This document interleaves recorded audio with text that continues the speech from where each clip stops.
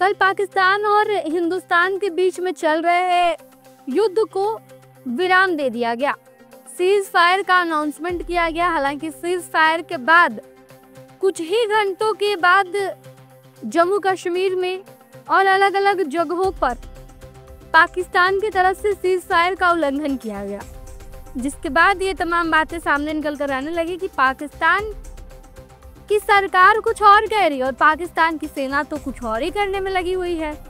बता दें आपको कि अमेरिकी राष्ट्रपति डोनाल्ड ट्रंप ने पोस्ट करके ये बताया कि भारत और पाकिस्तान युद्ध विराम के लिए अपनी सहमति दे चुके हैं और अब से भारत और पाकिस्तान के बीच में सीज फायर लगेगा। सीज फायर लगने के बाद पाकिस्तान ने फिर अपनी ऊंची हरकत दिखाई और सीज फायर का उल्लंघन करने लगा। फायरिंग चलने लगी पाकिस्तान की तरफ से, जिसके बाद फिर अलग अलग विपक्ष के नेताओं की तरफ से अब सरकार के इस फैसलों को क्वेश्चन किया जा रहा था।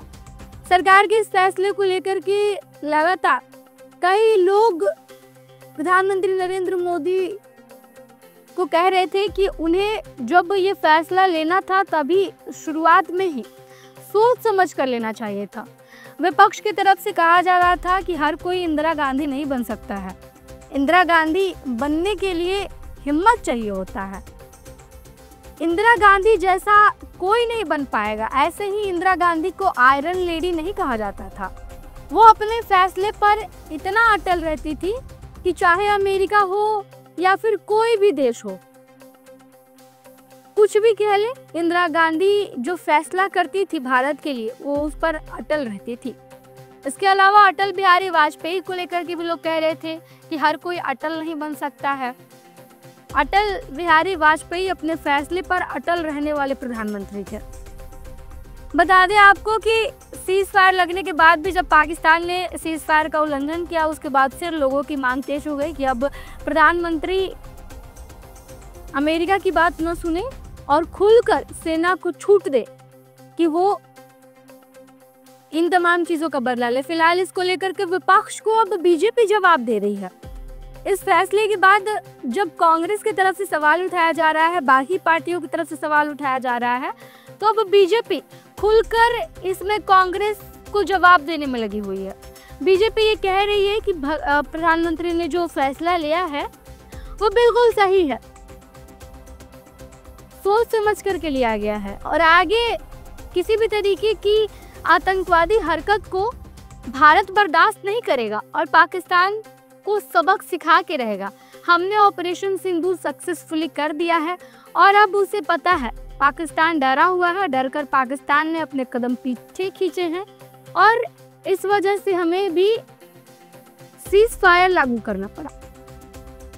इसको लेकर के लगातार विपक्ष को लेकर बीजेपी की तरफ से जवाब दिया जा रहा है। अब बिहार की अगर बात करें तो बिहार में बीजेपी के नेता संजय जायसवाल ने अब विपक्षियों को ही सुनाने का बेड़ा ले लिया है। बता दें आपको कि एक तरफ जब उनसे सवाल किया गया कि पाकिस्तान जिस तरीके से उल्लंघन कर रहा है सीज फायर का, उस पर क्या कहेंगे, उन्होंने कहा कि पाकिस्तान की सरकार सीज फायर लगाई हुई है, उसके बाद भी पाकिस्तान की सेना अगर सीज फायर का उल्लंघन कर रही है तो ये साफ जाहिर हो रहा है कि पाकिस्तान की सरकार का, पाकिस्तानी सरकार का, पाकिस्तानी प्रधानमंत्री का पाकिस्तान की सेना 1% भी नहीं सुनती है।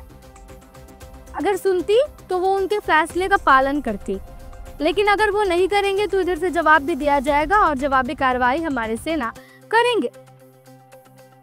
सुधर जाएंगे तो ठीक रहेगा। इसके अलावा उन्होंने कहा कि जो लोग इस तरीके के फैसले पर सवाल उठा रहे हैं उनकी देशभक्ति पर संदेह होता है कि आखिर वो कैसे इस तरीके का सवाल उठा सकते हैं, क्या वो सच्चे देशभक्त हैं। विपक्ष को लेकर संजय जायसवाल ने काफी खरी खोटी भी सुनाई। क्या कुछ कह रहे हैं, आइए उनके बयान को आपको सुनाते हैं। पाकिस्तान एक ऐसा देश है जिसकी आर्मी उसके अपने प्रधानमंत्री के कंट्रोल में नहीं है। जो बातें हो गई थी उसके बावजूद 2 घंटे तक इस तरह की हरकतें करना यह बताता है कि पाकिस्तान की आर्मी पाकिस्तान के प्रधानमंत्री और पाकिस्तान में तथाकथित जो लोकतांत्रिक सरकार होती है उसके अधीन नहीं है।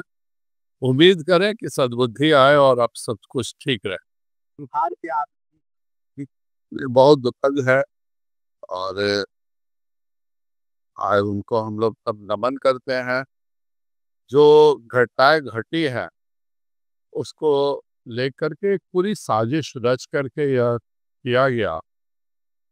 आज तक हमको ये नहीं समझ में आया, जो पाकिस्तान कहता है कि निर्दोष थे, तो मैंने कभी यह नहीं सुना है कि मस्जिद में 3 साल की बच्ची और 24 साल की महिला 1 बजे रात में थी। ऐसा तो हम लोगों ने अपने जीवन में नहीं सुना कि मस्जिद में कभी रहते हैं। तो यह आतंकवादियों का पनाहगार है पाकिस्तान, और जो उसने हरकतें की है उसकी सजा हमेशा वो भुगतेगा। सर, बिहार के सांसद रामा प्रसाद तक कितने लोग वादेदार बैठ कर बात करना चाहिए, लड़ाई है। उनको यही सद्बुद्धि अगर 30 साल पहले आई होती तो बिहार में सैकड़ों हत्याएं नहीं हुई होती। वह खुद जिस तरह के ऑर्गेनाइजेशन से निकल के आए हैं, ऑर्गेनाइजेशन का काम ही जातीय भेद और हत्या करवाना था, और जो इस तरह से बैकग्राउंड से आया हो उसके समझ में आती है मानसिकता, वो देश के प्रति ईमानदार हैं कि नहीं हैं, इस पर भी मुझे शक है। कांकर किचारिया का भी कहना है कि पानी रोका गया था, वो ठीक नहीं है, वहाँ के आम आप लोग परेशान हो रहे थे काफी। देखिए, ये पूरा ये जो ऑर्गेनाइजेशन है माले या आईपीएफ का ही पॉलिटिकल ऑर्गेनाइजेशन है, जो न लोकतंत्र में यकीन रखता है, न इस देश के साथ यकीन रखता है। इन लोगों की न ईमानदारी इस देश के प्रति है, न इस देश के सेना के प्रति है, न इस देश के जनता के प्रति है। ये लोग केवल झूठ बोल के, धोखा दे के, बरगला कर ही वोट हासिल करके और लोकतांत्रिक प्रक्रिया का कहीं ना कहीं मखौल भी उड़ाते हैं, और इसके साथ देश को अपमानित करने का भी काम करते हैं। लगातार पाकिस्तान करेगा तो उनको बड़ी कार्रवाई किया। वो जो कुछ भी कर रहे हैं उससे उनको दुगुने शक्ति से वापस किया जा रहा। तो सुना आपने विपक्ष को लेकर के किस तरीके से संजय जायसवाल भड़के हुए दिखाई दिए। उन्होंने साफ तौर पे कहा कि इस वक्त इस तरीके की बातें करना और इस तरीके से सवाल उठाना ये दिखाता है कि इनकी देशभक्ति पर कितनी जो है सहमति है। क्या ये देशभक्ति रखते हैं अपने मन में? ऐसे सवाल उठाने वाले लोग देशभक्त नहीं हो सकते। इस बात को कहते हुए संजय जायसवाल नजर आए। फिलहाल आपकी क्या प्रतिक्रिया है कमेंट बॉक्स में लिख कर बताइएगा। आप देख रहे थे स्टेट ट्यूब न्यूज़। धन्यवाद।